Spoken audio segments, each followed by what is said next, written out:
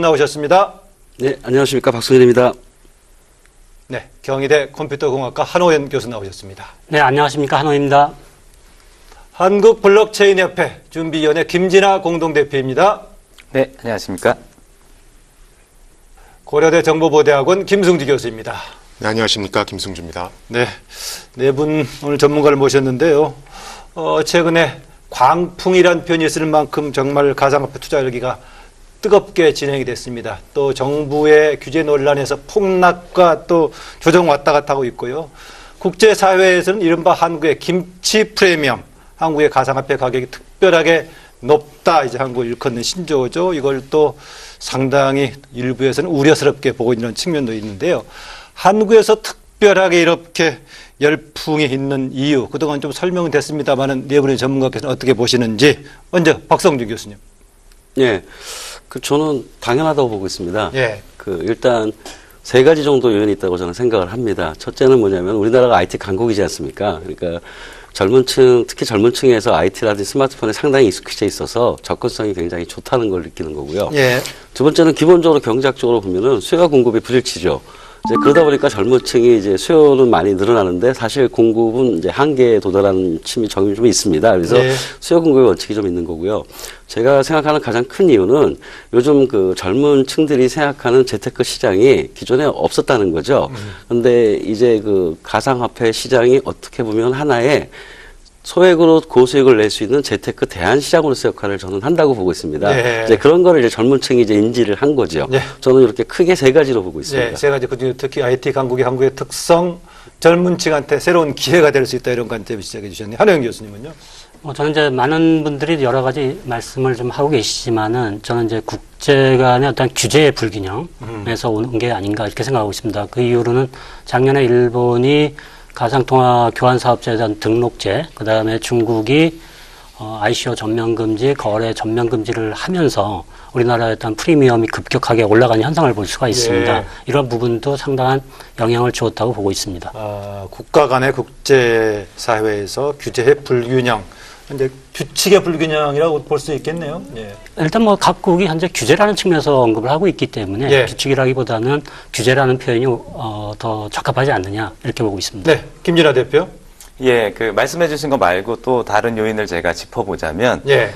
정부가 김치 프리미엄을 더 키운 측면도 또 정부가, 있습니다. 예. 예, 왜냐하면 모든 자산 시장에서 어떤 차익이 발생하면 그 물량이 들어와서 그 차익을 실현하는 과정에서 이제 평형 상태가 됩니다. 근데 이 경우에는 원래 이제 아까 말씀해 주신 이유 때문에 한 20% 내외 정도의 김치 프리미엄이 있었는데 예. 정부가 외국인들의 유입을 막고 그다음에 해외에 암호화폐로 매수 목적으로 나가는 외환 송금을 막다 보니까 한국 시장이 굉장히 고립된 것이죠. 그러다 예. 보니까 차익 실현이 평형을 이루는 그 자본시장의 논리가 통하지 않게 된 겁니다. 그래서 40%, 50%더 그것이 폭이 확대된 측면이 있다. 좀 이렇게 말씀드리고 싶습니다. 예, 그 말씀 듣고 보니까 어느 방송에서 여러 가지 위험성도 지적했는데 그 방송과 더불어서 관심이 더 폭증할 여지가 있지 않겠느냐 이런 지적도 네. 있었던 것 같긴 합니다. 예, 김승주 교수님. 사실 우리나라만 뜨거웠던 건 아니고요. 그전에는 이제 중국이 뜨거웠었죠. 중국 같은 경우는 이제 해외로 자본을 유출시키는 통로로 이제 악용하기 위해서 가상화폐를 많이 사용을 했었고요. 예. 그래서 사실 중국 정부가 어떤 정책을 피느냐에 따라서 가상화폐 시세가 많이 출렁거리기도 그럼 했습니다. 한때 중국이 가장 비중이 많은 적도 있었습니까? 그렇죠. 그런데 지금은 이제 강력한 규제 때문에 많이 암시장으로 일단 넘어간 것 같고요. 예. 요새 이제 우리나라가 굉장히 뜨거운 열풍이 불고 있는데 블룸버그가 좀 재미난 분석을 내놨습니다. 블룸버그는 한 두 가지 정도 이유를 내놨는데 첫 번째는 요새 우리나라가 탄핵 사태다 북한과의 지정학적 어떤 요인 때문에 굉장히 이제 불안하다는 겁니다. 그래서 무국적 성격의 어떤 화폐를 찾기 시작했고 네. 그러다 보니까 이제 가상화폐를 사람들이 많이 어떤 재테크의 수단으로 찾는다. 이게 첫 번째 요인이고요. 네. 두 번째는 한국은 과거부터 주식 파생 상품에 대한 투자가 높았다. 있습니다. 예. 그래서 하이 리스크 하이 리턴에 투자하는 경향이 높았기 때문에 아마 그런 성향이 반영된 게 아닌가 하는 이 두 가지 요인들을 내놨습니다. 예. 근데 제가 보기에는 조금 후자에 가깝지 않나 싶습니다. 아무래도 일반 서민에게 있어서는 투자할 곳이 그렇게 마땅치는 않거든요. 그래서 예. 우리가 흑수저 금수저이기도 하지 않습니까? 예. 그러다 보니까 적절한 투자처를 찾게 되고 마침 가상화폐로 큰 돈을 벌었던 사람들 그런 얘기들이 들리니까 이런 것들이 증폭되지 않나 싶습니다. 어쨌든 현 시점에서는 우리나라 김지호 대표, 우리나라가 지금 거래량, 네. 거래소도 지금 가장 비중이 큰가요? 전 세계적으로 원화 비중이 제일 크진 않고요. 한 3, 4위권을 아하, 형성하고 그렇습니까? 있습니다. 예. 예. 그런데 이제 작년에 그 성장폭이 한국이 두드러졌죠. 성장폭이요. 예. 예. 예. 작년 초에 예컨대 한국에서 거래된 하루 거래량이 한 하루 200억 원 정도였다면 작년 말 기준으로는 한 뭐 10조 원대까지 이르러서 코스닥을 요즘엔 코스닥도 또 화랑입니다만 예. 예, 그리고 거래 인구도 연초에는 한 10만 명 정도였는데 연말에는 한 300만 명 정도로 확대됐다. 뭐 이런 이야기들이 나오고 있습니다. 예. 그 블록체인 협회에 가입한 거래소 수는 지금 얼마나 되나요? 예. 협회 아직 가입은 못했고요. 왜냐하면 저희가 자율규제위원회에서 심사를 하게 될 겁니다. 그래서 예. 어느 정도 요건을 갖춘 데들만 가입을 시킬 텐데 가입을 희망하겠다고 밝힌 거래소들이 한 20곳에서 30곳 정도 내외 되고 있습니다. 예. 저는 뭐 지금 사실상 관련된 뭐 블록체인 뭐 기술이라든가 가상화폐 작동 원리 자체에 대해서 좀 정확하게 따져보려고 하도 이해가 안 됐는데요. 한두 분께 이 질문을 좀 드리고 싶습니다. 지금 직접 투자해서 거래하고 있는 사람들이 구체적인 지식은 아니더라도 작동되는 원리에 대한 감을 어느 정도는 이제 잡고 하는 분들이 얼마나 비중이 되는지 어떻습니까?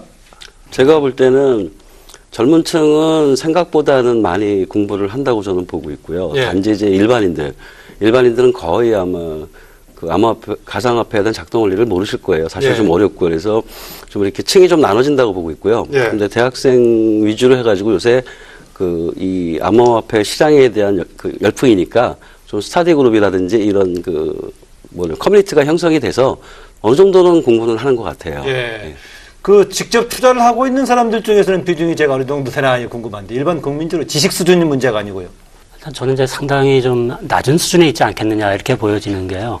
일단 전문가들 사이에서조차도 정확하게 예. 그 부분을 설명하는 분들이 많지 않습니다. 그렇다면은 일반인들의 경우에는 그게 훨씬 더 어려울 거라고 보는 게요. 그 수많은 그 거래되는 가상 화폐마다 약간 특성이 좀 다르게 나타나고 있습니다. 예. 물론 기본적인 어떤 전체적인 속성은 비슷하지만 그 하나하나의 작동 원리라든지 하나하나의 장단점은 상당히 파악이 어렵습니다. 그런 측면에서 봤을 때는 생각보다는 좀 약간 좀 겉핥기식의 지식들은 많지만 예. 깊숙이 들어가서 봤을 때는 좀 부족하지 않겠느냐 이렇게 보고 있습니다. 뭐 인식 수준으로 초기 단계니까 뭐 그럴 가능성이 굉장히 크긴 합니다. 여기에다가 뭐 직접적인 얘기로 들어가죠. 얼마 전에 법무부 장관 지금 여러 가지 제재하겠다는 얘기를 꺼내면서 바다 얘기하고 견주어서 얘기를 했단 말이죠. 적절한 비유였다고 보십니까, 김성주 교수님? 저는 뭐 적절한 비유였다고 봅니다. 예, 예. 실제로 이제 가상화폐 거래소에서 계정을 만들어서 이렇게 투자되는 실시간 거래 차트를 보면 우측편에 이렇게 댓글이 계속해서 올라옵니다. 근데 그 댓글들을 쭉 보고 있으면 어떤 분석에 의해서 유망한 가상화폐에 넣는 것이 아니고 지금 외국에서 어디 투자하기 시작했대더라 얼른 몰려가자 뭐 어디는 꼭 잡고 있으면 한 3일 후에 오른대더라 전부 다 뭐 이런 얘기거든요. 그래서 지금은 좀 투기성 자금 유입이 굉장히 좀 심각한 수준으로 보인다고 할 수 있겠습니다. 예, 김승주 교수님께서 지금 어디로 몰려가자 이러면서 막 몰려가고 그런 걸 말씀해 주셨는데 사실 투기와 바다 이야기인 도박은 다르거든요. 네. 그것은 우리 흔히 부동산의 떴다방이라든지 이런 것과 유사하다고 할 수 있을지언정 바다 이야기는 예컨대 알고리즘을 그 게임 제공업자가 속일 수도 있는 겁니다. 예컨대 이 암호화폐는 적어도 소스 코드를 다 공개하지 않습니까? 김승주 교수님 다 아시다시피요. 그래서 제가 봐도 좀 투기적인 요소들이 과하다. 예컨대 잘 알려지지 않은 코인이 물량, 수급의 문제만으로 막 가격이 상승하고 이런 것들은 있지만 바다 이야기로 본 것은 제가 단언컨대 전 세계 어느 주요 당국자가 이것을 도박으로 규정한 것은 한국이 처음일 겁니다. 그래서 조금 과하다라는 인상을 국민들이 많이 받으신 것 같습니다. 예. 법무장관 얘기 이후에도 우리가 알만한 사람들 간에 그렇게 동의하는 사람도 있고 논쟁이 있던데요. 한 교수님 어떻습니까?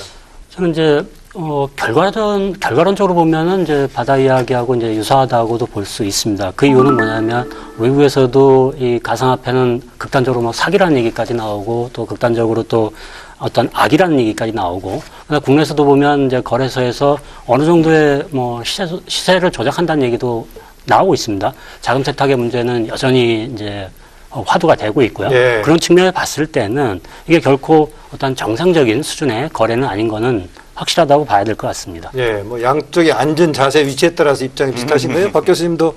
저는 지금 이런 게 문제예요. 예. 지금 법무부 장관이 가상화폐를 돌덩어리라고 하셨다는 게 그게 바로 우리나라 정부에서 바라보는 암호화폐하고 블록체인 기술의 수준의 이해도입니다. 이해도. 예, 그러니까 이게 도박이냐 아니냐는 기술의 문제가 아니고 그거를 이제 시장에서 어떻게 받아들이느냐 문제인데, 지금 여기서 만약에 현재 그 암호화폐, 가상화폐 시장에 대한 현상을 말씀드리면은 약간 도박성이 있죠. 그러니까 예. 어떻게 보면 이제 폭락할 수가 있습니다. 그런데 지금 우리가 논의하는 거는 뭐냐면은 암호화폐가 과연 본질적으로 도박이냐 이거를 얘기하는 거 아니겠습니까? 그거는 이제 가상화폐에 대한 특징을 모르셔서 말씀드리는 거고요. 그래서 제가 볼 땐 법무부가 너무 나가신 거고요. 저는 좀 벽이 좀 없으시다고 생각합니다. 아무리 도박하고 비슷하다 하더라도, 바다 이야기하고 비슷하다고 하더라도 어떻게 가상화폐를 돌덩어리라고 비교한다는 거는 그거는 네. 그만한 수준의 이해도를 본인이 스스로 밝히시는 거예요. 그래서 네. 제가 볼 때는 시장의 현상하고 그다음에 암호화폐나 블록체인에 대한 기술의 논의는 좀 분리했으면 좋겠고요. 예. 분명히 도박은 아니고요. 아까 김진아 준비위원장님 네. 말씀하셨는데 맞습니다. 이거는 기존의 바다 얘기나 출입하고는 전혀 본질적인 개념이 틀린 거고요. 네. 근데 이제 그거에 대한 이해 수준이 좀 낮다 보니까, 그리고 아까 묻지마 투자가 일어나고, 그리고 돈이 있는 시장에 작전 시세 세력이 없나요? 네. 기본적인 현상은 다 필요한 겁니다. 그건 네. 경제 원리예요. 그래서 그런 현상을 가지고, 그렇다면 이제 암호화폐가 도박이냐 아니냐, 그거는 이제 암호화폐 시장이 도박화될 수도 있겠죠. 예. 그거랑 암호화폐가 어떤 거냐고는 본질적으로 다른 차원의 문제라고 저는 생각합니다. 네, 박 교수님은 이제 암호화폐라는 용어를 좀 자주 즐겨 쓰시는 것 같은데, 어쨌든 간에 그 자체를 두고 바다 얘기는 규정보다는 거래 관계에서 대하는 문제는 조금 그렇죠. 조정해 볼 예. 필요가 있다. 예. 이런 관점 같으시네요. 아까 한두 분께서 이렇게 한국에서 열풍이 불었던 중요한 배경 중에 하나가 젊은 세대에게 좀 보기 드물게 새로운 혹시 기회가 아니겠느냐.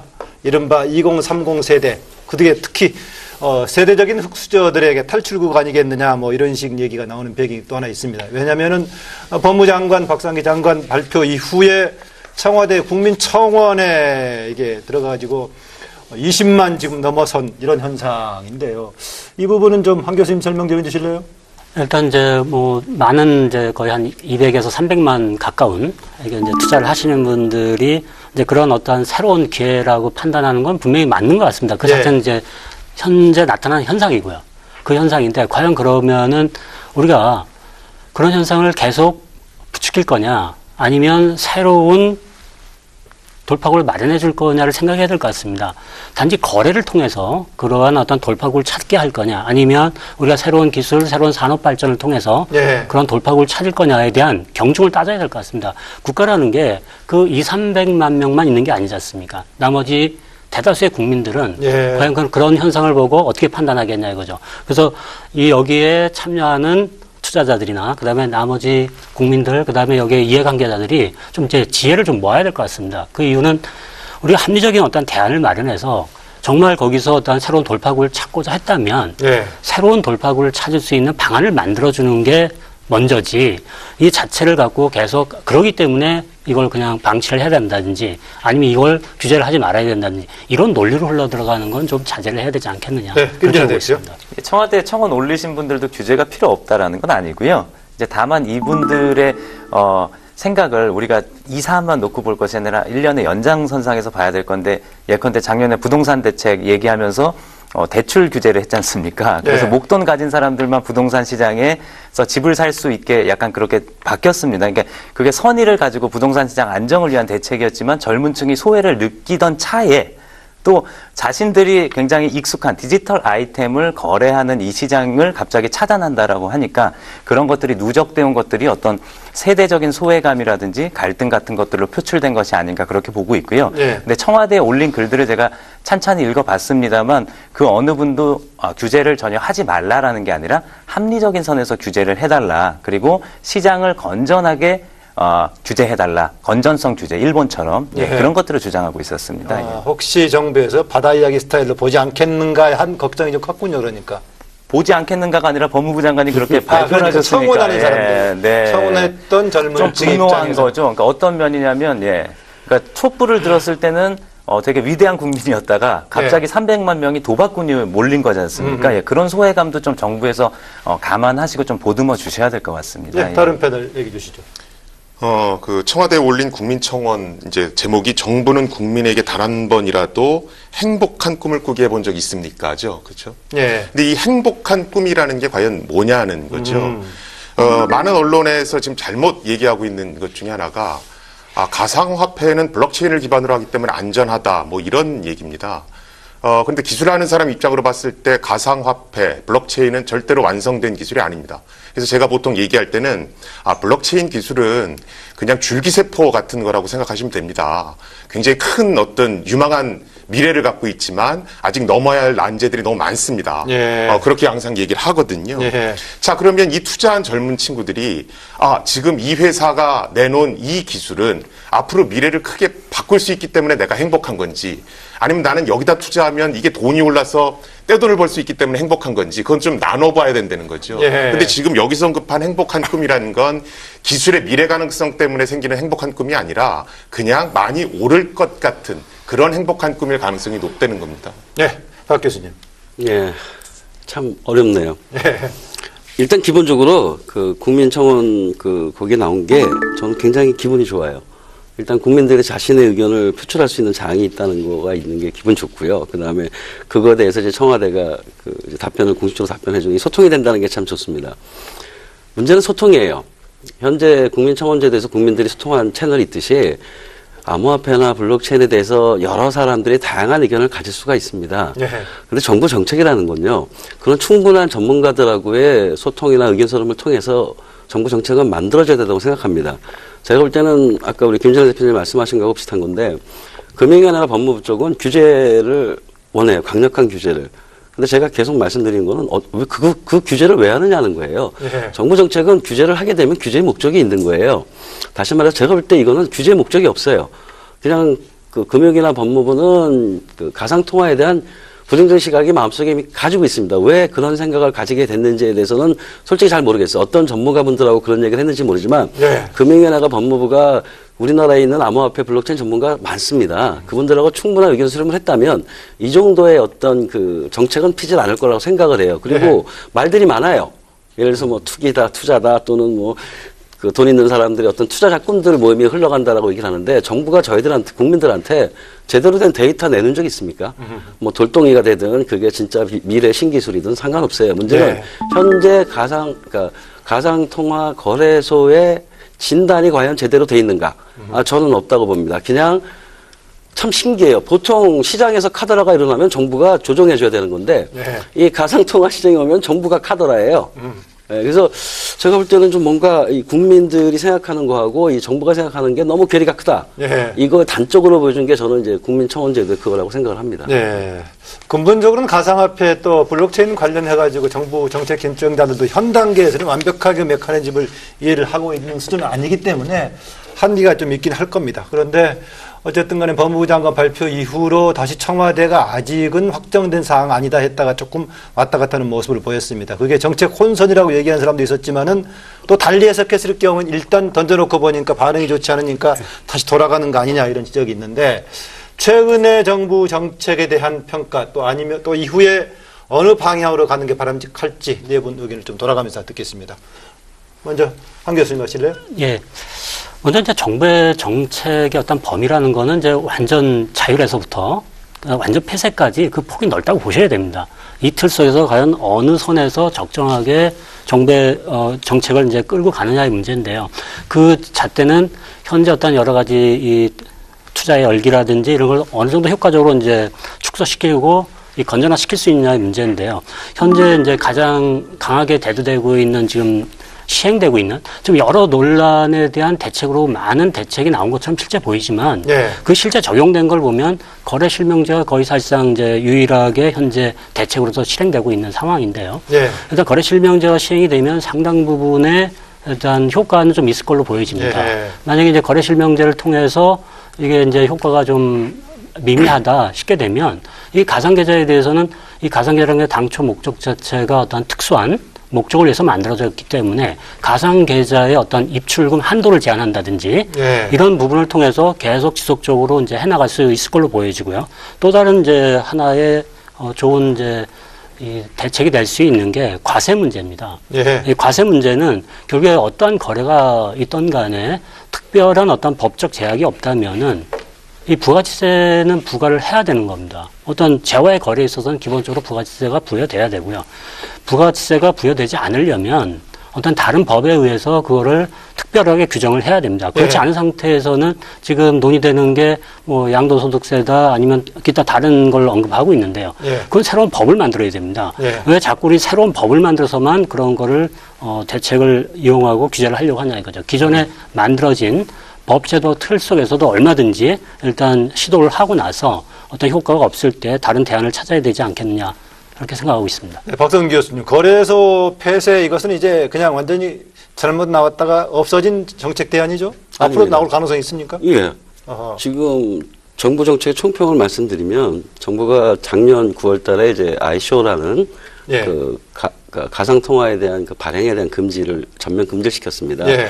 보통 저희가 이니셜 코인 오프닝이라고 하는데 그 예. 이후로 생각하는 정부의 기조는 바뀐 게 없습니다. 음흠. 이번에 그 국무조정실에서 이제 컨트롤 타워 역할을 한다고 하시더라도 기본적인 정부 기조는 바뀐 게 없고요. 심지어는 이제 가상통화 거래소 폐지한 안도 폐기된 게 아니고요. 좀 더 두고 보자예요. 제가 볼 때는 우리나라 법무부면은 사실은 상당히 똑똑하신 분들이 다 계신 거예요. 혹시 예. 김동연 부총리가 얘기했던 열려 있다는 것 이것도 포함해서 아직도 가능성을 그럼요. 남겨두고 있다는 얘기입니까? 예, 예. 아. 그래서 이번에 낸 거는 뭐냐면은 그 기존 작년부터 유지했던 정책 기조를 이제 하나씩 현실화시키고 구체화시킨다는 과정에 있는 거지 예. 정부의 기조는 바뀐 게 아닙니다. 예. 그리고 또 하나 말씀드리고는 정부가 이번에 그 국무조정실을 이제 컨트롤 타워를 했다는 측면에서는 두 가지 긍정적인 측면이 있어요. 일단 지속적으로 이제 전문가들은 컨트롤 타워가 필요하다고 얘기를 했었고요. 이제 예. 그런 측면을 받아들인 건 좋고 더 중요한 거는 언론에서는 중요하게 다루지 않는데 그 국무조정실장님께서 이런 말씀하셨어요. 이제 앞으로는 그 암호화폐나 블록체인 전문가들하고 충분한 의견 토론을 하겠다. 예. 예, 굉장히 전 긍정적으로 보고 있습니다. 근데 이제 그래도 부정적인 거는 정부의 기조는 하나도 안 바뀌었다. 제가 볼 때 가장 큰 정부 기조의 문제는 암호화폐와 블록체인을 분리하는 거고요. 예. 블록체인을 활성화시킨다고 하시면서 암호화폐는 분리하고 가상통화는 이제 규제를 하려고 하는 강력한 규제. 이게 이제 근본적인 정책 기조가 전 잘못됐다는 걸 말씀을 드리는 겁니다. 예, 가상화폐하고 이제 블록체인하고 관계는 좀 이따 한 번 더 논의하기로 하고요. 현재로서는 최근까지 진행되고 있는 정부의 정책에 대한 총평과 또 그 방향에 대한 좀 의견을 듣고자 합니다. 네, 김순두 교수님. 뭐 거래소 폐쇄의 문제가 뭐 핫한 이슈죠. 예. 그리고 아직 그건 살아있는 살아있다. 옵션이다라고 분명히 얘기를 했고요. 예.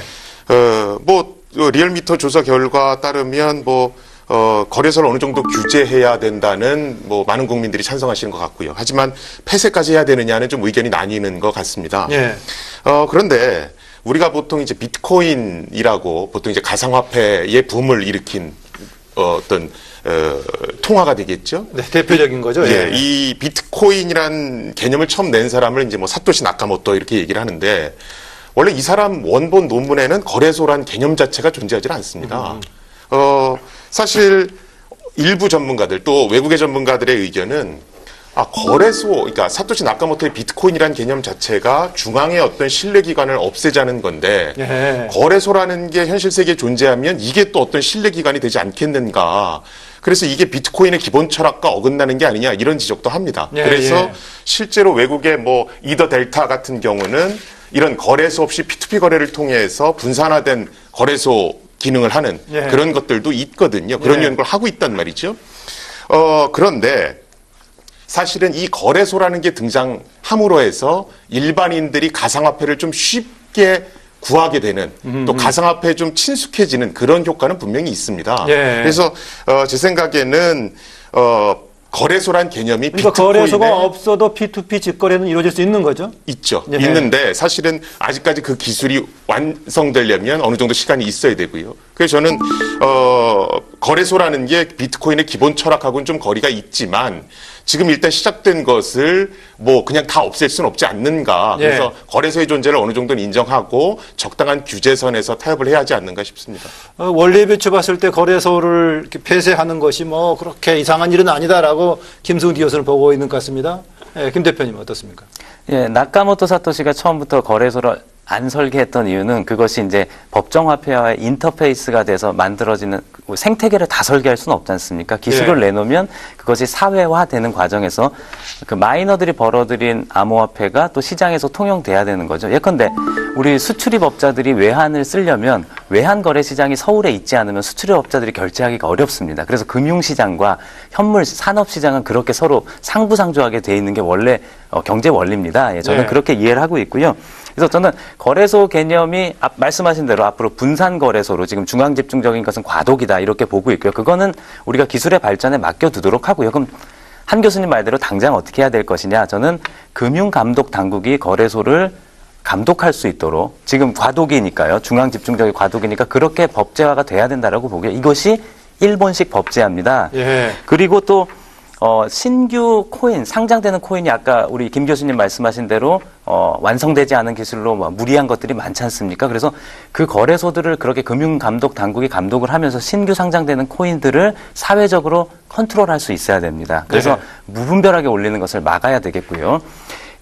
그러고 난 이후에 이렇게 건전하게 소비자들을 보호할 수 있는 시장을 형성시켜 준 다음에 세금을 걷어야 되겠죠. 소득이 있는 곳에 과세가 있다는 대원칙하에서 걷어야 되는데 한 교수님 말에서 제가 한 가지 그거는 부가가치세는 전 세계적인 조류와 역행하는 겁니다. 예, 영국도 했다가 철회했고 일본도 했다가 철회했습니다. 그래서 네. 적당한 과세 체계는 먼저 이런 법 테두리 내에서 금융당국이 안전한 시장을 만들고 과세하면 저는 지금의 과도기적인 투기 열풍은 잦아들 것이다 이렇게 보고 있습니다. 네, 아까 박 교수님께서 지금 가상화폐 자체에 대한 인식의 문제를 근본적으로 지적을 했었는데 그러나 어쨌든 간에 어떤 방식이든 간에 규제 자체를 지금 거부하는 건 아니다 말씀하셨단 말이죠. 규제해야죠. 네. 예. 그런 가운데 그러면은 그 거래 실명제 했을 때 지금 상당히 우리가 예상을 혹시 부정적으로 보고 있는 사람 입장에서 봤을 때 펌핑방 포함해서 여러 가지 문제들, 부작용들을 많이 좀 줄일 수 있을까요? 예, 제가 볼 때 여기 나오신 분들이나 대부분의 국민들은 규제를 원하세요. 그리고 그게 정부의 역할입니다. 근데 이제 문제는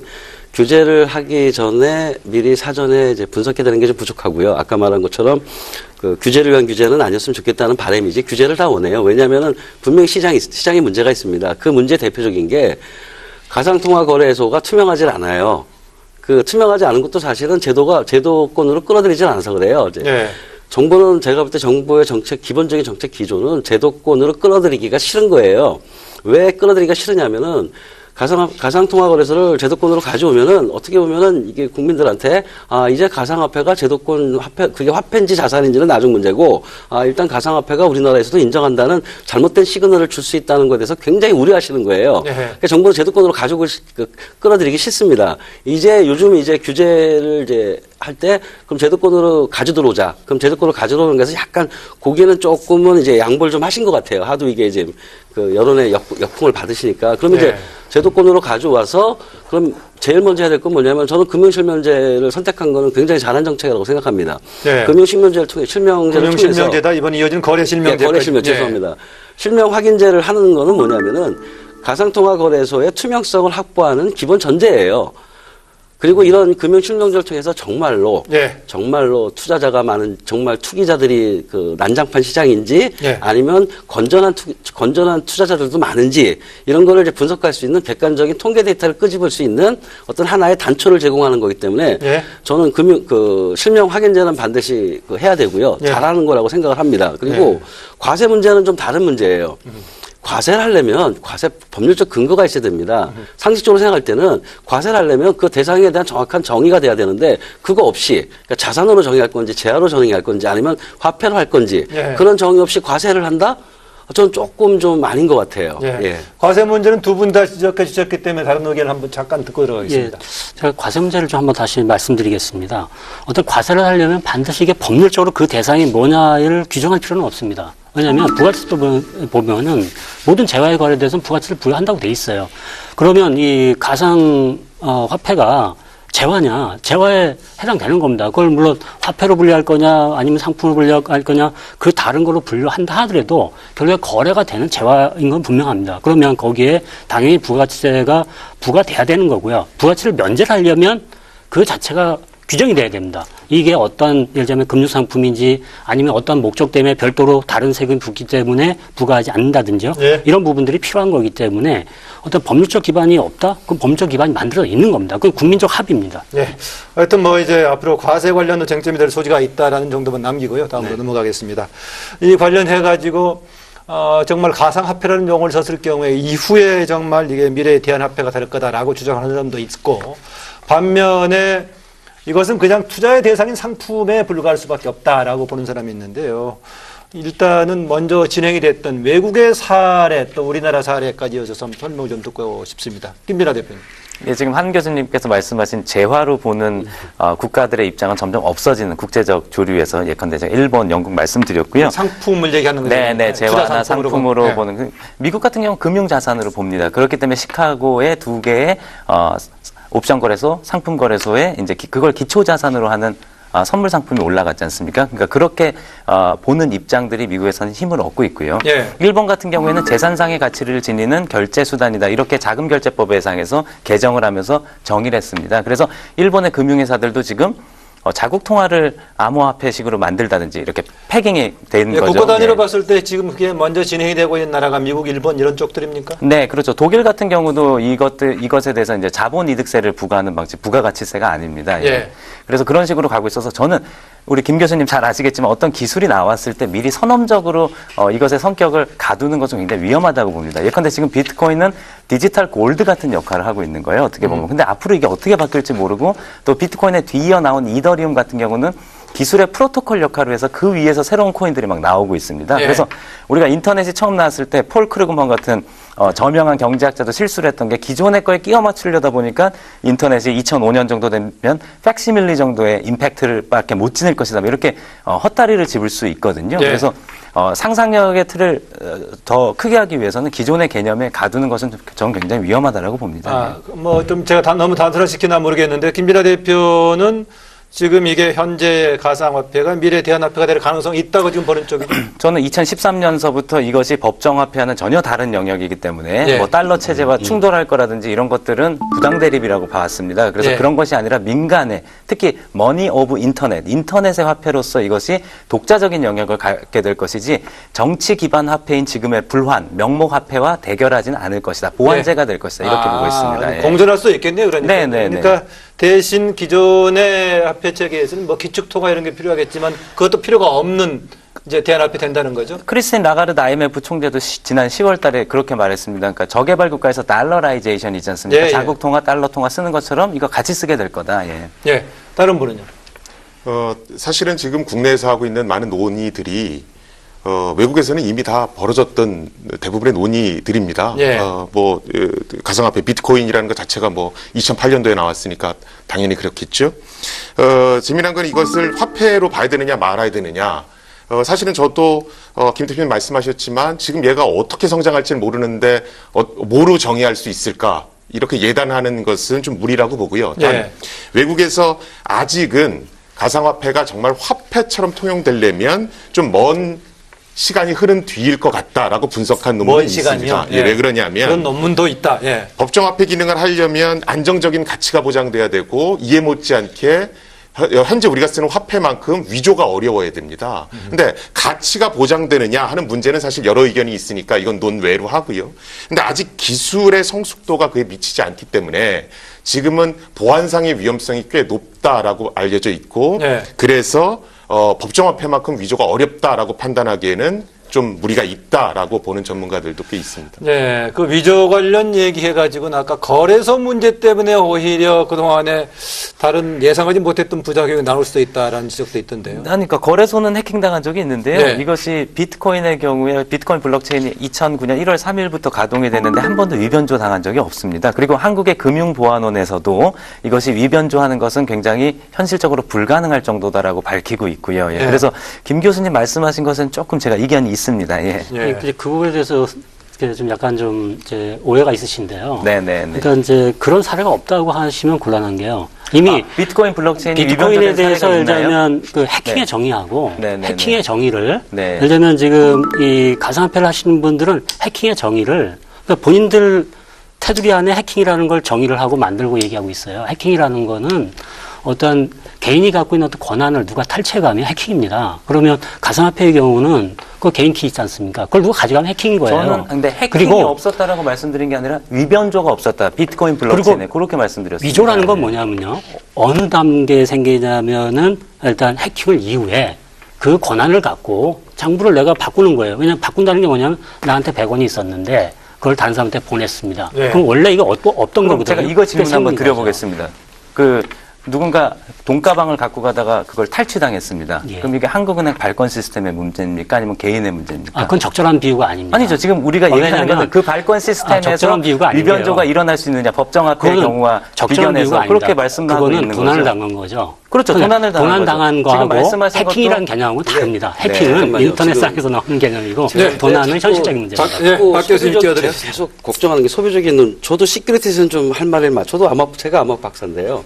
예. 우리 김수수 박사님도 암호학 박사고 저도 암호학 박사인데 시큐리티를 어떻게 정의하느냐, 해킹의 개념을 어떻게 정의하냐에 따라서 김진아 대표님 말씀도 맞고요. 한원 교수님 말씀도 맞아요. 근데 이제 우리 김진아 대표님 말씀은 그 위변조에 대한 그 해킹의 개념을 이제 소위 말하는 우리가 말하는 이제 위조된 화폐가 있는가 측면에서는 김진아 대표님 말씀이 맞는 거고요. 예. 그다음에 한원 박사님 말씀하신 것처럼 결국은 절도 당한다 하는 것도 전자지갑 안에 있는 그 비밀키를 해킹을 해서 뺏어가는 거예요. 그것도 맞아요. 그래서 지금 여기서는 가상화폐에 대한 안전성에 대한 논란을 하고 싶어서 나온 건 아닙니다. 네. 기술적인 문제가 있는 건 맞는데 문제는 지금 여기서 얘기하는 건 뭐냐면은 가상화폐를 어떻게 바라보느냐. 제가 네, 화폐라고 대안적인 화폐의 가능성과 그다음에 저는 투자 전혀, 상품으로 볼 저는 것인가. 전혀 없습니다.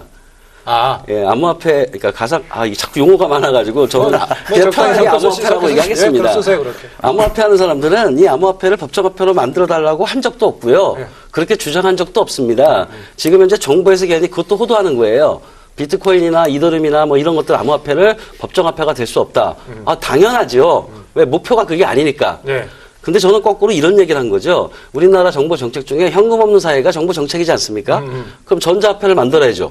그게 암호화폐가 되든 소위 말하는 가상통화가 되든 가상화폐가 되든 디지털 화폐로 만들어야 되는 거 아니겠습니까? 네. 그럼 어떻게 만들겠느냐는 거죠. 그때 저희가 얘기하는 거는 이 암호화폐라는 게 소위 우리가 그런 얘기를 사용자 요구 조건이 있으면 그 네. 사회적 요구 조건에 맞춰서 만들면 되는 거예요. 기술이니까. 네. 그래서 만약에 한국은행이 우리나라 원화를 디지털 법정화폐로 하시고 싶으시면 요구 조건들이 있다는 거죠. 네. 통화량 조정해야 되고 관리할 수 있어야 되고 익명성 없애야 되고 뭐 반대지만 예. 뭐 여러 가지 요구 조건을 주시면 거기에 맞는 암호화폐는 충분히 만들어낼 수 있다는 걸 얘기하는 예, 거지. 예. 지금 현재 암호화폐는 절대 정부에서 말하는 화폐는 될 수가 없습니다. 단지 예.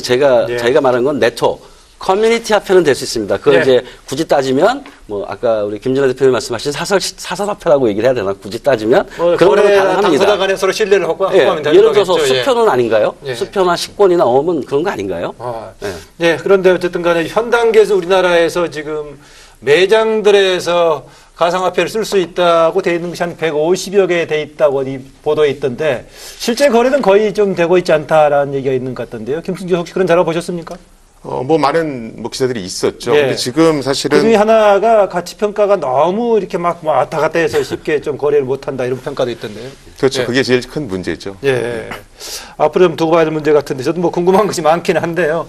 다른 주제로 넘어가겠습니다. 아까 말씀하셨던 것 중에 하나가 아까 박 교수께서 좀 불만이 가장 큰 것 중에 하나가 가상화폐와 아까 암호화폐라는 용어를 많이 쓰셨는데 이거 갖다가 블록체인 기술하고 뭐 분리된 것처럼 자꾸 얘기하는 것이 좀 이상하다 이렇게 말씀하셨는데 어쨌든 주로 지금 정부 쪽에서는 가상화폐 투기성의 가상화폐는 강력하게 막되 블록체인 기술은 육성하자 이런 것인데 그 정책 방향 구호 자체는 방향이 맞다고 보십니까? 어떻습니까? 김 교수님은. 김성주 교수님. 저는 일단은 정부의 말이 아주 틀린 건 아니라고 생각을 합니다. 네, 그 방향도 해볼 수 있다. 그런데 그 두 가지를 분리시킬 경우에는 사실은 일반 투자자들의 관심을 현저하게 떨어뜨릴 수가 있기 때문에 아마 시장은 침체될 거다라는 생각을 하고 있고요. 그 이유는 두 가지입니다. 뭐냐면 첫 번째로 우리가 보통 뭐 블록체인이라고 얘기하는 것이 마치 가상화폐를 구성하는 유일한 어떤 기술이다. 이거 없으면 안 된다라고 생각들을 하셔서 네. 이 두 가지는 뗄 수 없다. 뭐 이렇게들 얘기를 많이 하시거든요. 그런데 사실은 블록체인이라는 것이 가상화폐를 구현하기 위해서 아주 효과적인 수단인 건 맞지만 대체 불가능한 유일한 기술은 아닙니다. 그래서 일단 첫 번째는 대체 가능한 기술이 있다는 거고요. 두 번째는 일반적으로 이제 이 둘은 뗄 수 없다라고 얘기하시는 분들이 블록체인이라고 가상화폐라고 하는 것이 어떤 뭐 채굴을 해서 보상을 해주는 그런 어떤 인센티브 시스템이 작동을 해야 자발적으로 네트워크 구성원들이 활동을 하게 되는데 암호화폐, 가상화폐라는 게 없어지면 예. 그런 인센티브를 줄 수 없지 않는가라고 문제점을 제기하고 계시거든요. 예. 근데 실제로 어떤 채굴을 통한 보상의 대부분은 중국에서 일어납니다. 어떤 이런 마이닝하는 81%가 전부 다 중국에 위치하고 있거든요. 예. 국내 대다수 사용자들은 블록체인을 통해서 무슨 마이닝을 하고 그걸 리워드를 받고 보상을 받고 이런 거 안 한다는 얘기죠. 주로 가상화폐 거래소를 통해서 단기 투자를 하고 그 차익을 실현시키는 그런 쪽에 더 집중하고 있거든요. 예. 그래서 국내에서 이 투트랙 접근법을 한다라고 그래서 뭐 블록체인 시장이 이렇게 완전히 꺼지거나 뭐 아무튼 뭐 암호화폐 시장이 붕괴하거나 그런 일은 없을 것으로 저는 판단하고 있습니다. 네, 견해 차이가 있거나 보완 의견이 있으면 한 분쯤만 좀 듣고 넘어갈 겁니다. 제가 얘기해야죠. 예. 네. 어떨 보면은 옳은 말씀 하신 거예요. 근데 저희 같이 암호화폐나 블록체인을 하는 사람들이 얘기하는 건 뭐냐면은, 그것도 이제 그러니까 화폐라는, 비트코인이나 암호화폐를 바라보는 시각에 좀 차이가 있는 거예요. 예를 네. 들어서, 저는 비트코인 얘기한 적 없어요. 절대로. 저는 그냥 암호화폐라는 일반적인 걸 얘기하는 거예요. 비트코인은 특수 목적용 사실은 목적이 있습니다. 사실 비트코인은 최초에 우리한테 보여준 P2P로서 발행 기간이 없이 중앙 통제 없이도 P2P로서 화폐 소위 그 사람이 얘기하는 화폐 시스템이 돌아갈 수 있다는 걸 보여준 거고요. 예. 비트코인은 문제가 많아요. 기술적으로 아주 최초기 때문에 미처 생각 못했던 것들이 많습니다. 그러니까 우리나라 사람들이 암호화폐하고 블록체인 분리하고 저거 할 때 항상 실수하시는 게 자꾸 비트코인에 매몰돼 있어요. 모든 정책이나 사례를 드는 게 대표 표현인 비트코인을 예를 듣는 거는 맞지만 보통 저희가 얘기하는 암호화폐나 블록체인을 얘기하는 거는 비트코인이 아닌 일반적인 암호화폐를 얘기하는 거고요. 예. 그리고 분리할 수 없습니다. 분리할 수 없는 이유가 이렇게 오해하시는 것 같아요. 블록체인에는 퍼블릭 블록체인이 있고, 이제 공개형 블록체인이 있고, 뭐, 프라이빗 블록체인이 있다고 합니다. 예. 그리고 공개형 블록체인을 하기에는 반드시 인센티브로서의 암호화폐가 필요해요. 근데 프라이빗 블록체인 같은 경우는 인센티브로서를 할 이유가 없어요. 프라이빗이기 때문에. 그래서 거기는 암호화폐가 없는 것도 있고, 있는 것도 있습니다. 예. 저희가 암호화폐하고 블록체인을 바라보는 시각에서 암호화폐는 뭐냐면은 블록체인이라는 또 다른 서비스를 만드는 경제 생태계를 보고 있는 거예요. 예. 그 생태계에 참여하는 사람들에게 뭔가 인센티브를 제공하는 또 다른 경제 체계가 있어야 돼요. 그런 측면에서 암호화폐가 필요한 거지 퍼블릭 블록체인의 단순한 채굴로서 필요한 게 아니에요. 예. 비트코인이 원했던 거는 P2P라는 그 채굴 합의를 통해서 하기 위한 채굴의 방법으로 인센티브를 준 거는 맞습니다. 예. 근데 그게 다가 아니라는 거예요.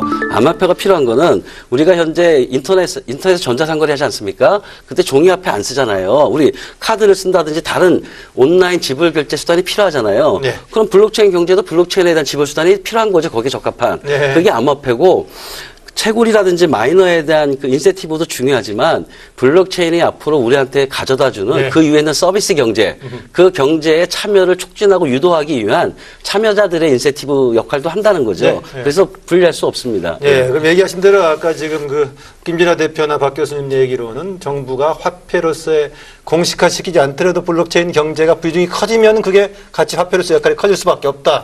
지금 그러니까 제가 관점에서. 아주 실제적인 이론적인 걸 말씀해 주셨는데 요거 짧게 하나 말씀드릴 네. 텐데요. 예컨대 지금 UBS라든지 골드만삭스 같은 해외 금융기관들은 블록체인 시대를 대비해서 퍼블릭 블록체인, 프라이빗 블록체인 둘 다 실험을 하고 있습니다. 그래서 공개형 블록체인에서는 이더리움 같은 데서 자기네 금융 서비스를 올리는 걸 하고 있어요. 네. 한국에서도 삼성 SDS도 같이 프라이빗 경우에 참여하는데. 어떤 식의 작동되는 게 프라이빗입니까? 뭐 은행들끼리만 모여서 허가된 은행들끼리. 사람들끼리만 하고 여기는 이제 공개된 대중을 상대로 하는 거고요. 그래서 이 두 가지 투 트랙으로 다 가고 있는데요. 만약에 네. 지금 한국이 암호화폐 거래에 대해서 법적으로 제재하거나 불법화하면 지금 이 순간에도 한국의 금융회사들은 이 투 트랙 전략을 못 쓰고 있습니다. 그러니까 네. 금융 경쟁력이 현저히 제어가 되는데 이것이 어떻게 시장에 영향을 안 줄 수 있다고 하시는 건지 저는 이해가 좀 안 네. 됩니다. 예. 한영 교수님. 네, 저도 짧게만 그냥 간단하게 말씀드리겠습니다.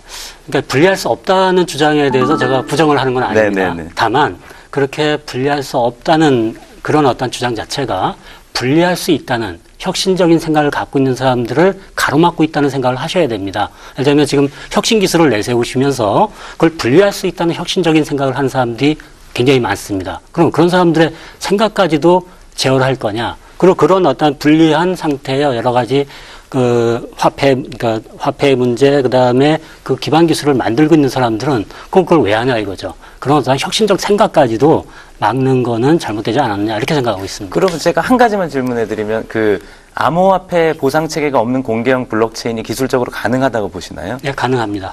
네. 어떻게 아니, 잠깐만요. 네. 지금 논지가 또 자꾸 이렇게 저는 계속 소비적인 논쟁을 하는데 맞아요. 암호화폐 없는 퍼블릭 블록체인에 있는 거 가능하다고 제가 부정한 적 없습니다. 하세요. 동시에 암호화폐가 필요한 블록체인의 발전을 저해하지 마세요. 똑같지 않습니까? 한쪽은 암호화폐를 규제를 해요. 전면 금지한다든지 해놓고 그리고 그것의 문제점이 이렇다고 얘기하니까 갑자기 또 암호화폐가 없는 블록체인 개발의 혁신을 어떻게 할 거냐 하시라고요. 예. 다 같이 하자고요. 둘다 하면 되겠네요. 둘 다 하자고. 예, 근데 예. 한쪽을 막고 있잖아요 지금. 지금 뭐 얘기하신 대로 보면은 어쨌든 간에 뭐 여러 군데서 거론이 되니까 어쨌든 간에 정부 쪽에서도 블록체인의 가치를 얘기하는데 실제로 지금 제2의 인터넷이다 뭐 이런 얘기를 많이 쓰고 있는데 이후에 새로운 우리가 산업혁명 구조에 차지하는 비중이 얼마나 클까요? 김승기 교수님? 저는 분명히 유망한 어떤 전망은 있다라고 봅니다. 예. 그런데 아까 제가 말씀드렸듯이 저는 분명히 이것은 아직 이것만 걸음마 있는 것은 단계라 아니다. 걸음마 보고 있는 단계다. 거예요. 그래서 아까 말씀드렸듯이 아직까지 블록체인 기술의 성숙도는 줄기세포 정도라고 보면 되겠다라고 예. 얘기하는 거고 실제로 외국에 보한 전문가들도 이런 블록체인이나 암호화폐는 지금 막 실험실을 탈출한 어떤 구성물 같다. 아직 더 성장해야 된다는 얘기를 실제로 많이 하고 있습니다. 뭐 특별하게 이견이 없으면 다음 주에 넘어가지 있습니까? 예. 네. 네. 기본적으로 정책은 다른 문제예요. 기술자들이 볼 때는 아직 성숙되지 않은 기술인 거 분명히 맞아요. 문제 많죠. 우리가 처음에 아마 그 뭐냐면 1990년대에 정부가 인터넷 진흥 정책을 썼습니다. 그때 인터넷이 성숙돼 있었나요? 정부 정책은 지금 현재 현실도 중요하지만 앞으로 예. 5년 후에 10년 후에 먹을 거리를 준비해 주는 게 정부의 가장 큰 정책 중에 하나인데 인터넷 1990년대에는 그때 뭐 제가 제가 그때 인터넷 쓸 때는 뭐 1200bps, 360bps. 근데 향후에 앞으로 미래 세상은 인터넷 세상이 올 거라는 강력한 어떤 결정 하에 인터넷 진흥을 써서 우리나라가 이렇게까지 온 겁니다. 예. 제가 말하는 거는 블록체인 기술이 제2의 인터넷이라고 지금 사회자님 말씀하셨죠. 예, 블록체인이 제2의 인터넷이라는 건 대부분 사람들이 인정하시는 것 같아요.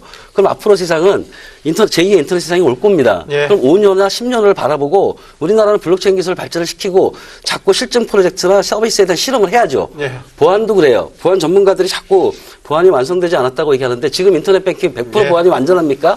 개발돼 가는 거죠. 네. 이 단계에서 그러면 뭐 상황을 이렇게 두고 봤을 때 어떤 방향을 어느 정도 강도로 또 우선순위로 정부 정책 택할 것인가 이것은 다른 것을 여러 가지 고려하면서 아마 정부 정책 차원에서 선택할 문제라고 봅니다. 일단 저 네 분의 다 이 분야 전문가시니까는요. 현재 이 관련해 가지고 아까 어쨌든 간에 부분적이든 간에 또 아까 뭐 거래 실명제든 간에 여러 가지 보완책이 필요하다 이런 얘기 하셨는데 현재 있는 법안 어느 방향으로 개정돼야 될지 아니면 또 새롭게 제정돼야 될 법은 무엇인지 법안 재개정 관련해 가지고 제안하고 싶으신 의견 뭐 그동안에 논의가 많이 됐을 것인데요. 김 대표님.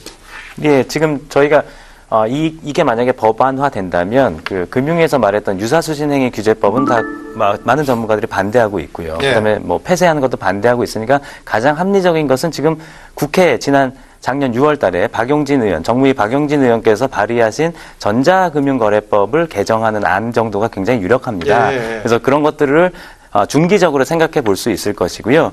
그러나 이제 제가 생각하는 것은 지금 전자금융거래법이 제정된 지 20년이 넘었습니다. 인터넷 초창기에 제정돼서. 그래서 이 법이 지금 시효를 다했다는 증거가 뭐냐면 이 법의 핵심 사업자 규정인 예. 전자화폐 발행업자 등록 건수가 하나도 없어요. 그렇기 때문에 저는 차제에 지금 전자금융, 비전자금융 구분하는 것도 되게 우스꽝스럽지 않습니까? 예. 그래서 차제에 자금결제법을 만들어서 블록체인 기반의 결제라든지 뭐 삼성페이라든지 무슨 페이 이런 것들까지 다 포괄하는 우리가 진취적인 법안을 네거티브 규제법으로 만들어야 하겠다. 좀 그런 제언을 드리고 싶습니다. 네거티브 규제법은 특별하게 문제 있는 것만 제외하고 나머지 네. 모두 허용하는 걸 얘기하는 거죠? 네, 맞습니다. 발의 준비를 하고 있는 의원들이 있습니까? 정부에서 많은 논의들을 하고 예. 계신 걸로 알고 있습니다. 다른 예. 분요. 이 전자금융거래법 관련해서가 이제 어떻게 보면 가장 요 가상화폐와 관련해서 이제 활용할 수 있는 법인데요.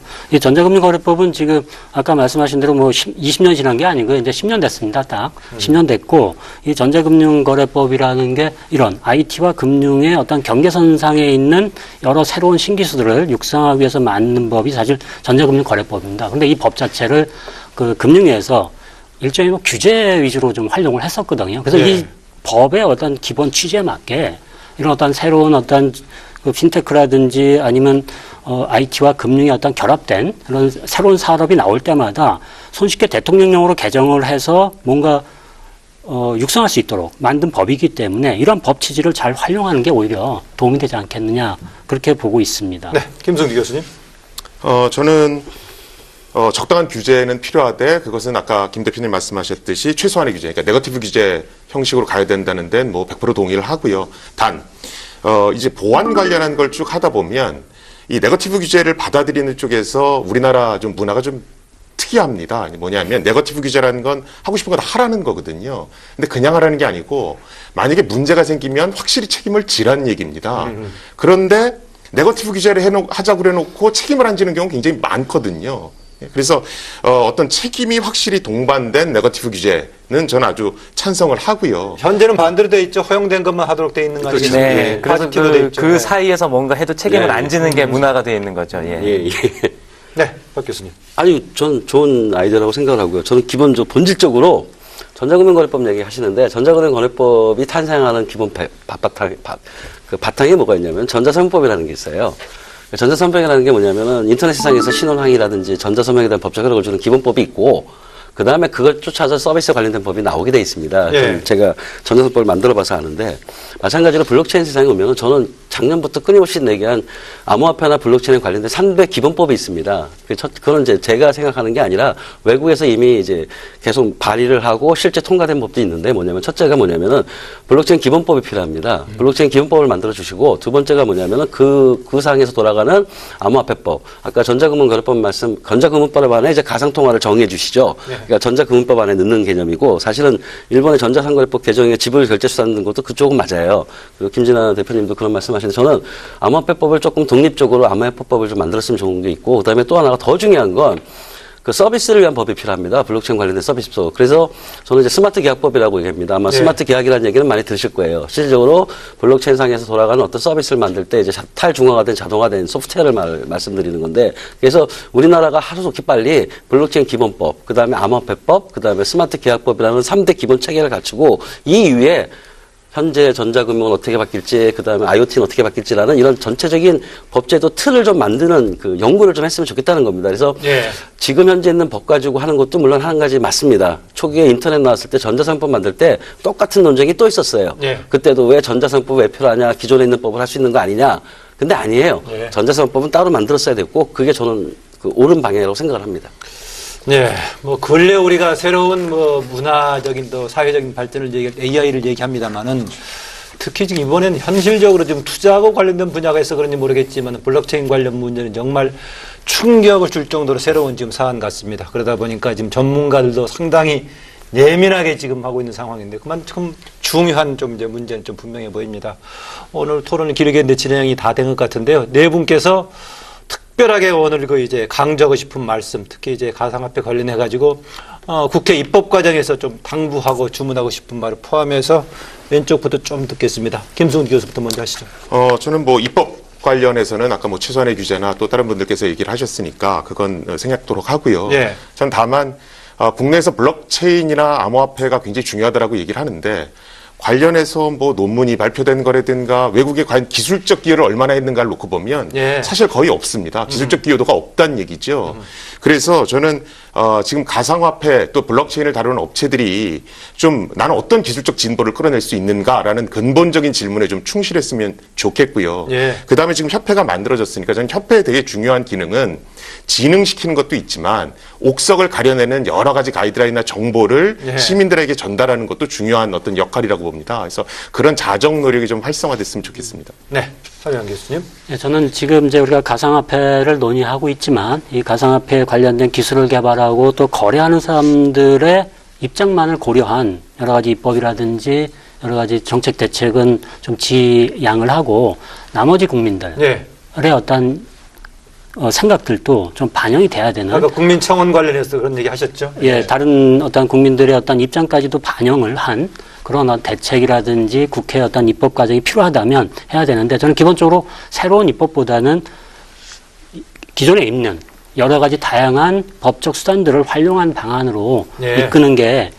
국가를 위해서 도움이 되지 않겠느냐 그렇게 주장을 하고 싶습니다. 네, 박성근 교수님. 예, 저는 여기 국회이기 때문에 국회의원분들한테 말씀드리고 싶어요.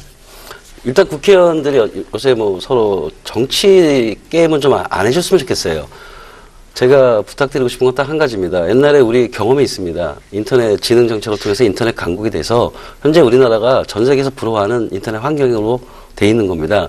근데 이제 인터넷을, 블록체인을 제2인터넷이라고 말씀을 하시지 않습니까? 그렇다면 우리나라는 또 다른 인터넷 지능 정책인 제2의 인터넷 지능 정책을 펴주세요.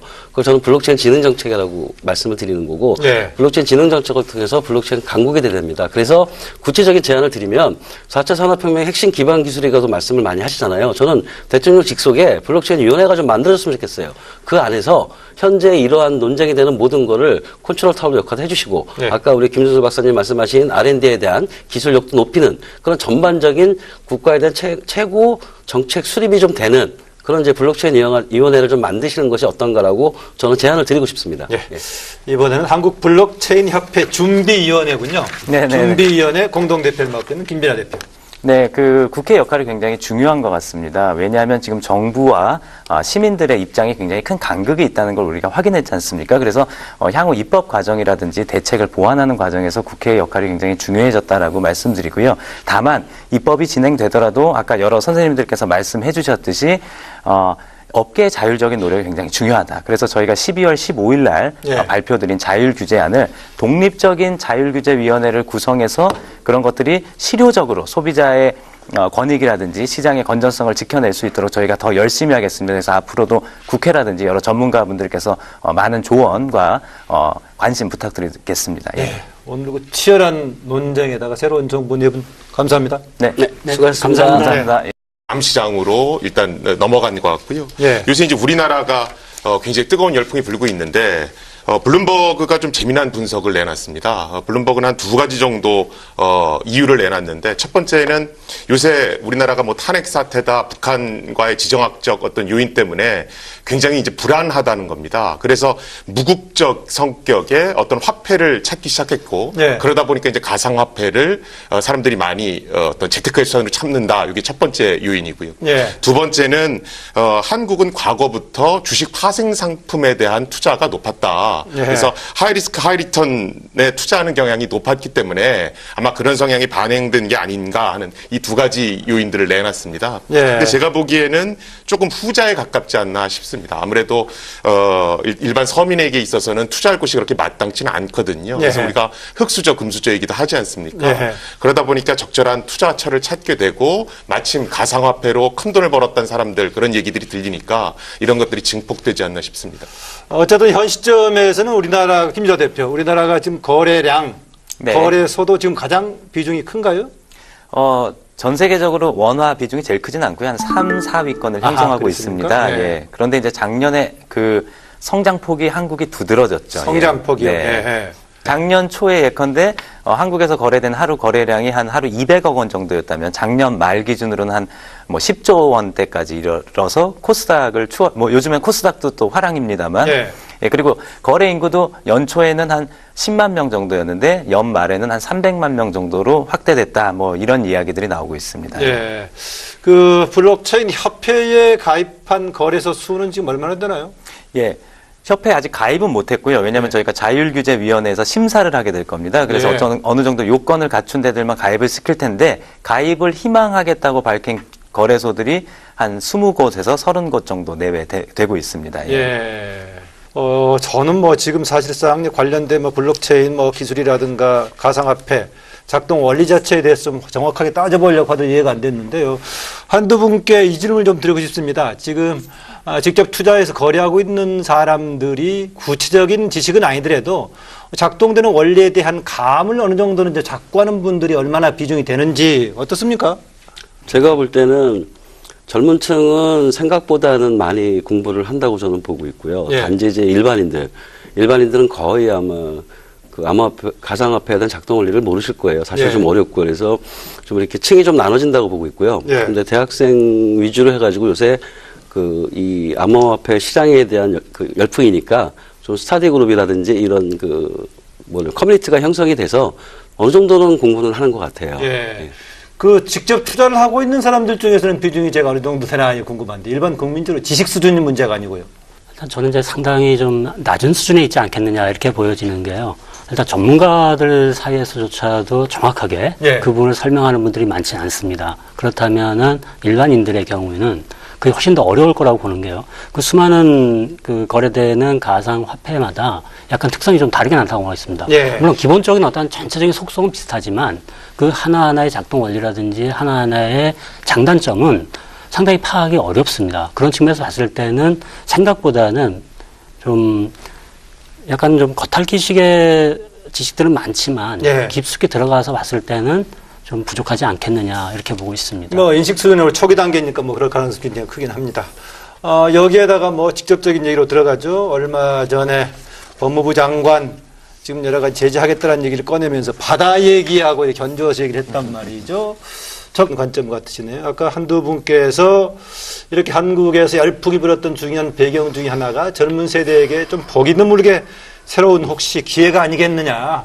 이른바 2030 세대. 그중에 특히 세대적인 흑수저들에게 탈출구가 아니겠느냐 뭐 이런 식 얘기가 나오는 배경이 또 하나 있습니다. 왜냐하면은 법무장관 박상기 장관 발표 이후에 청와대 국민청원에 이게 들어가지고 20만 지금 넘어선 이런 현상인데요. 이 부분은 좀 한 교수님 설명 좀 해주실래요?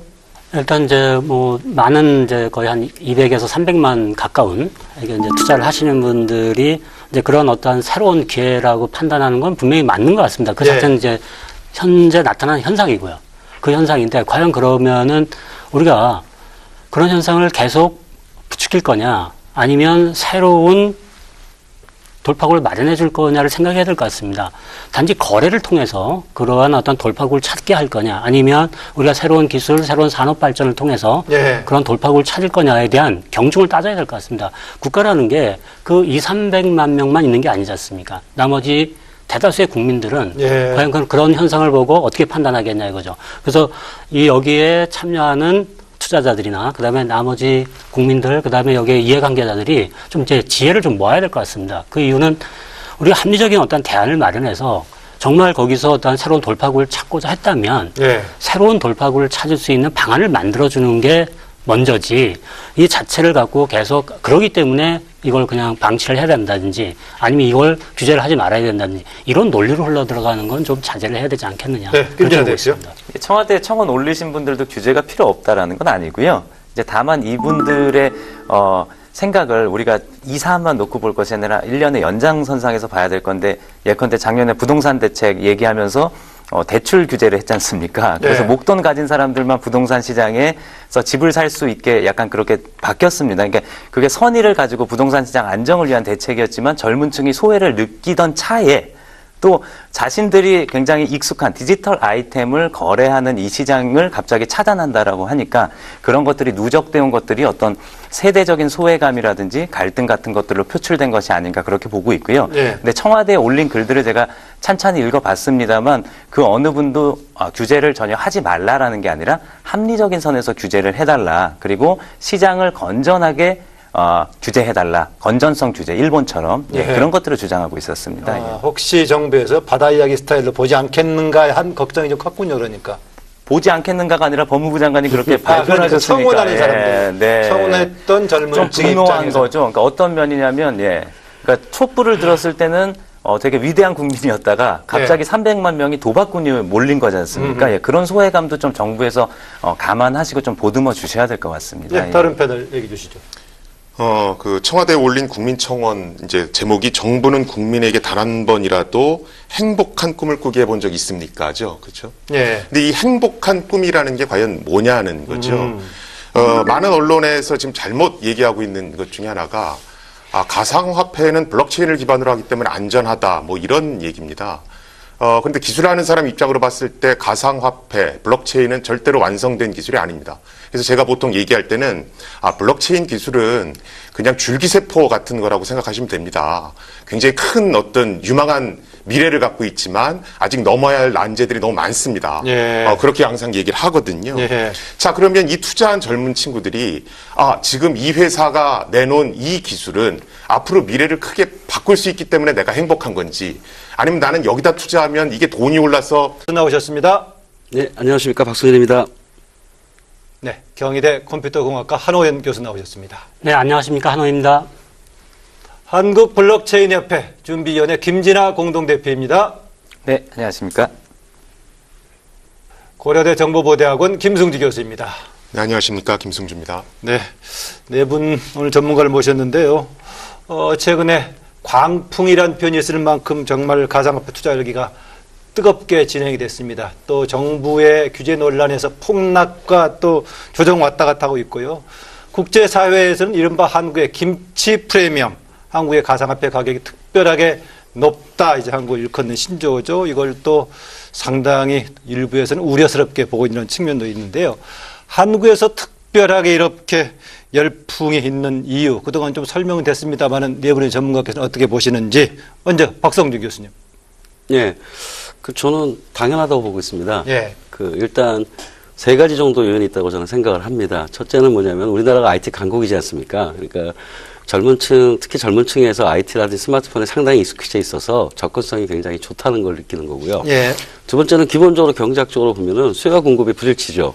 이제 그러다 보니까 젊은 층이 이제 수요는 많이 늘어나는데 사실 공급은 이제 한계에 도달하는 점이 좀 있습니다. 그래서 예. 수요 공급의 원칙이 좀 있는 거고요. 제가 생각하는 가장 큰 이유는 요즘 젊은 층들이 생각하는 재테크 시장이 기존에 없었다는 거죠. 근데 이제 가상화폐 시장이 어떻게 보면 하나의 소액으로 고수익을 낼 수 있는 재테크 대안 시장으로서 역할을 저는 한다고 보고 있습니다. 네. 이제 그런 거를 이제 젊은 층이 이제 인지를 한 거죠. 네. 저는 이렇게 크게 세 가지로 보고 있습니다. 네, 세 가지 그중에 특히 IT 강국의 한국의 특성, 젊은 층한테 새로운 기회가 될 수 있다 이런 관점을 시작해 주셨네요. 한호영 교수님은요? 저는 이제 많은 분들이 여러 가지 말씀을 좀 하고 계시지만은 저는 이제 국제 간의 어떤 규제의 불균형에서 오는 게 아닌가 이렇게 생각하고 있습니다. 그 이유로는 작년에 일본이 가상통화 교환 사업자에 대한 등록제, 그 다음에 중국이 ICO 전면금지, 거래 전면금지를 하면서 우리나라의 어떤 프리미엄이 급격하게 올라가는 현상을 볼 수가 있습니다. 예. 이런 부분도 상당한 영향을 주었다고 보고 있습니다. 국가 간의 국제사회에서 규제의 불균형, 이제 규칙의 불균형이라고 볼 수 있겠네요. 예. 일단 각국이 현재 규제라는 측면에서 언급을 하고 있기 때문에 예. 규칙이라기보다는 규제라는 표현이 더 적합하지 않느냐 이렇게 보고 있습니다. 네, 김진아 대표. 예, 말씀해 주신 거 말고 또 다른 요인을 제가 짚어보자면, 예. 정부가 김치 프리미엄을 더 키운 측면도 또 정부가, 있습니다. 예. 예, 왜냐하면 모든 자산 시장에서 어떤 차익이 발생하면 그 물량이 들어와서 그 차익을 실현하는 과정에서 이제 평형 상태가 됩니다. 근데 이 경우에는 원래 이제 아까 말씀해 주신 이유 때문에 한 20% 내외 정도의 김치 프리미엄이 있었는데, 예.